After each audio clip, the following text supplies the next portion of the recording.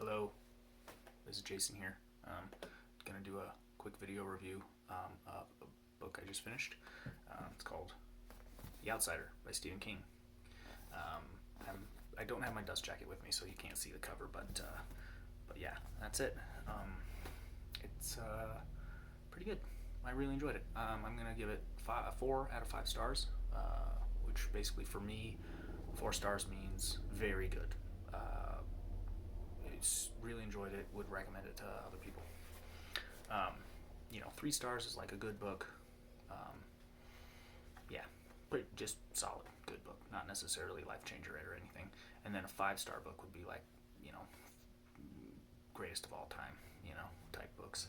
I've only given maybe 3 or 4 5 star reviews on my Goodreads ever. So it's I don't give a lot of those, but 4 stars, I do, every once in a while I'll give a 4 star review. So anyway, that's what that kind of means. So I did really enjoy this book. I'm going to start this video out by saying there will be spoilers. So if you haven't read the book, you should do that before you watch this video. Or if you're not interested and you just kind of want to know what happens, then you can keep watching it. But and then secondly, with the show coming out and stuff, I wanted to get this read and done so that I can watch the show and kind of see how closely they stick to this. So that was part of the reason. And then also, before I read this book, I read the Bill Hodges trilogy, which is the Mr. Mercedes Finders Keepers and End of Watch, because there's a character in those books that is a main character in this book. So, and also, this book has major spoilers for that series. So if you haven't read that series, you should read that series before you read this book. So just so you guys are fully aware about spoilers and stuff. I'm gonna try not to spoil any of the Bill Hodges stuff, but there will be spoilers for The Outsider. So keep that in mind. Like I said, if you don't want that, then you should turn this video off and read the book and then come back. Anyway, without further ado, basically, the basic premise of the story is a guy, his name's Terry. He lives in a medium-ish sized town in Oakland. No, not Oakland, Oklahoma. And he is accused. He's like a sort of a local celebrity. He's the head of the baseball team, or the coach of the baseball team, and he's accused of murdering this child, this little kid. I don't remember the kid's name. It's not really that important, but he murders this little kid, and then the cops have, tons and tons of evidence. They're 100% sure that he did it. There's fingerprints, DNA. There's witnesses that saw him, with a white van that he put the kid in the van, and then they find the van and there's fingerprints all over the van, and so they're like, they got him. So they arrest him, and they do it really publicly. They do it at a baseball game in front of like 1,500 people, so everyone sees it happen, and the whole town is like, oh my god, he did it. So yeah, and then they find out later, after his lawyer gets involved and they do some more digging, and he obviously has an alibi, that he was in another city at the time. He was at a writers convention with 3 other people, 3 teachers that he worked with at school or whatever.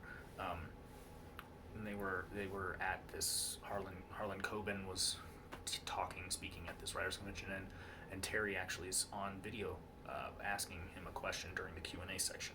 So there's there's evidence that he was there, and his alibi is pretty much airtight. So then the question becomes did he actually do it?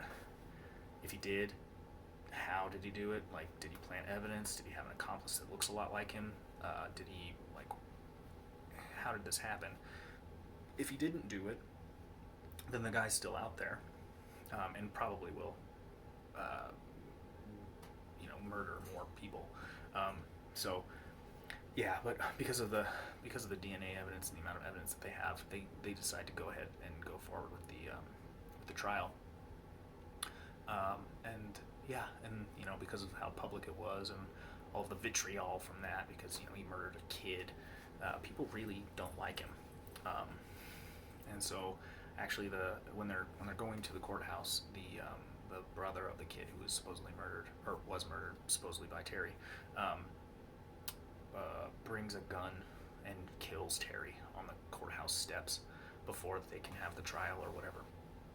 So, yeah, pretty brutal. Sort of frontier justice kind of situation. Everyone in town is like, whatever, he did it, so saves the state from having to put him to death and all this stuff. So, but yeah, and then Ralph, though, because of this conflicting evidence and there's doubt of his guilt, Ralph starts to feel like kind of guilty about everything, and so he continues to investigate, even though he's suspended on leave or whatever. But he continues to kind of dig, and the more he digs, the more he can't square, the conflicting evidence, and he's more and more convinced that he was in two places at once, which is impossible. So he's trying to figure this out, and then so they hire Holly, who is a character from the Bill Hodges trilogy. They hire Holly to sort of investigate some stuff that happened in Ohio. That's actually where the van came from. They connected that, so they're trying to figure out how the van got from Ohio to Oklahoma, and so she's investigating that part of it in Ohio and some other stuff she's looking into. Because as it turns out, Terry and his family were in Ohio a couple months prior to this, and that's the connection. So they're trying to figure out how this all fits together. And so she is investigating. She kind of figures out that there's like this shape-shifting monster that can assume people's identity, and then they do that and use that to frame someone for murder, basically. So yeah, and then the second half of the book is a lot about them trying to track this monster down and figure out how to kill it. Which I'll just spoil the end. They do. They find him. They kill him. And it happy ending or whatever. So that's basically what happens. There's a lot of themes around innocent until proven guilty, and how that doesn't really hold true in the public opinion, which is like why arresting him in public the way that they did was not the greatest idea, and it was one of the reasons that he ended up getting murdered, and he was innocent. So yeah, Ralph has to square that with his conscience, and that's why he's so like he wants to make sure that this doesn't happen again, and that he finds the guy who does it. Yeah, so I don't know, it's pretty good. Pretty good story. Like I said, the first half was more engaging, and when you had that mystery of like, how did he do this murder, then once you find out that it wasn't him, then it was this other creature, there's less of that, so I wasn't quite as captivated with the second half as with the first half, and it becomes kind of this sort of stereotypical like track him down and confront him kind of thing, and of course the ending was kind of predictable. I always kind of assumed that they would find him and that they would kill him, and then the whole thing would be like, yay, we did it.